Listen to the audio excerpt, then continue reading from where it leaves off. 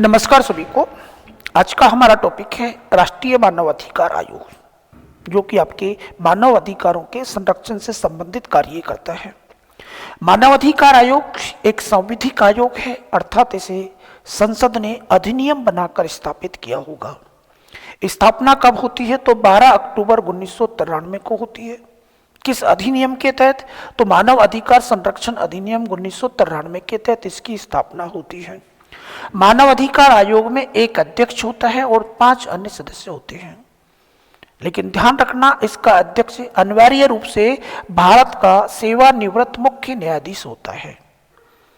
और जो 5 अन्य सदस्य थे, उन सदस्यों में से एक तो उच्चतम न्यायालय का कार्यरत या सेवानिवृत्त न्यायाधीश होता है और एक उच्च न्यायालय का कार्यरत या सेवानिवृत्त मुख्य न्यायाधीश भी होता है। यानी कि 3 तो इसमें आपके न्यायाधीश ही हो गए।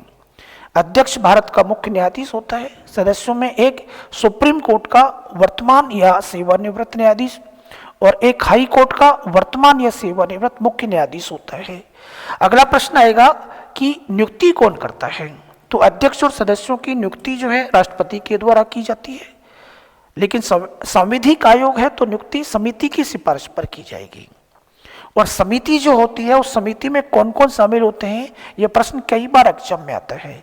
तो नियुक्ति समिति में प्रधानमंत्री अध्यक्ष के रूप में होता है। नियुक्ति समिति का अध्यक्ष कौन होता है? तो प्रधानमंत्री होता है। इसके अलावा लोकसभा का अध्यक्ष होता है इस समिति में शामिल। राज्यसभा का उपसभापति होता है। सभापति क्यों नहीं लिया? क्योंकि वो राज्यसभा का सदस्य नहीं है। तो लोकसभा अध्यक्ष आ गया, राज्यसभा का उपसभापति आ गया। और दोनों सदनों में विपक्ष के नेता जो होंगे उनको भी इसमें शामिल किया जाता है और साथ में भारत के गृह मंत्री को। प्रश्न आएगा कि मानव अधिकार आयोग के अध्यक्ष और सदस्य की नियुक्ति समिति में कौन कौन शामिल होते हैं? तो पीएम हो गया, लोकसभा का अध्यक्ष, राज्यसभा में उपसभापति, दोनों सदनों में विपक्ष के नेता और गृह मंत्री की समिति द्वारा सिफारिश की जाएगी और उसकी सिफारिश के आधार पर राष्ट्रपति नियुक्ति करेगा। Very important. बहुत बार आयोगों के संदर्भ में यह प्रश्न सबसे ज्यादा बार आता है कि इसका कार्यकाल कितना है? तो या तो 3 वर्ष होगा या 70 वर्ष की आयु, इनमें से जो भी पहले हो जाएगा तब तक मानव अधिकार आयोग का कार्यकाल होगा। मुख्यालय कहाँ है? तो नई दिल्ली में है। मानव अधिकार दिवस हम कब मनाते हैं? तो कई बार डेट आपसे पूछी जाएगी, तो 10 दिसंबर को मनाते हैं। मानव अधिकार आयोग के प्रथम अध्यक्ष किसको बनाया गया था? तो रंगनाथ मिश्र को बनाया गया था। फिर आपसे पूछे कि मानव अधिकार आयोग क्या कार्य करता है या कौन सा कार्य नहीं करता है। निम्नलिखित में से मानव अधिकार आयोग के कार्यों के संदर्भ में सही कथन का या गलत कथन का चयन करें, तो वहां ये काम आएंगे। तो मानव अधिकार आयोग उल्लंघन से संबंधित मामलों की जांच करता है। अगर मानव अधिकार का उल्लंघन हुआ है तो उसकी जांच करेगा।